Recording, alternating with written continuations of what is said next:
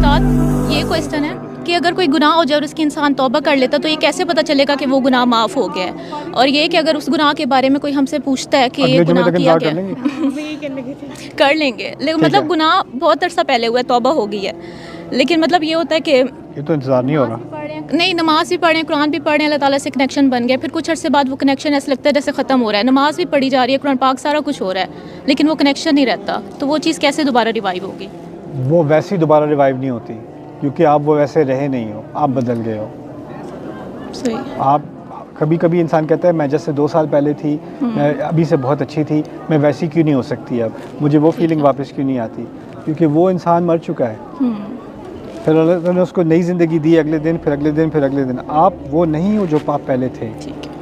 आपके जज्बात वो नहीं है, आपके एक्सपीरियंसेस वो नहीं है, आपका इल्म वो नहीं है, आपकी शख्सियत वो नहीं है, उसमें तब्दीली आई है। तो आपका ताल्लुक़ जो अल्लाह ताला से है वो भी तब्दीली से गुजरता है। उसमें कभी लो आता है, कभी हाई आता है। लेकिन अगर आप डिप्रेशन में रहो कि मैं पहले ऐसा था और अब ऐसा नहीं हूँ, तो वो फिर आप एक ऐसी चीज़ की तरफ भाग रहे हो जो अब गुजर चुकी है। आपने अब आगे देखना है, पीछे नहीं देखना। ये खामखा का अपने आप को गिल्ट करना और रिग्रेट करना हमेशा कि ए काश ए काश ए काश, इससे फिर इंसान आगे नहीं बढ़ सकता।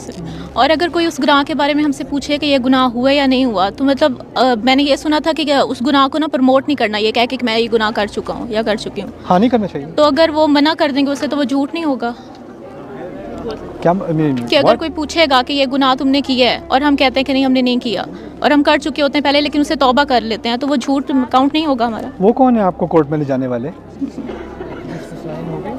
अगर कोई भी पूछता, अगर कोई भी किसी का क्या हक है? आपको अल्लाह ताला ने क़यामत के दिन का फरिश्ता अपॉइंट किया है कि आप पूछें क्या अमाल है मेरे? आप क्या कोर्ट ऑफ लॉ में है कि कोई जज सामने खड़ा है और आपके खिलाफ केस हो रहा है?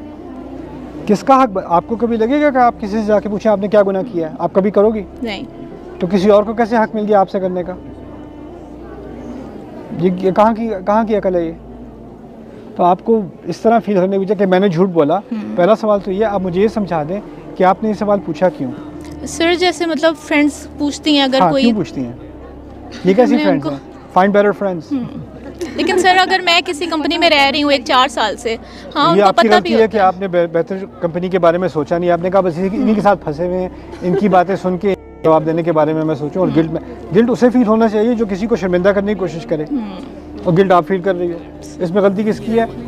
आपकी। ठीक है।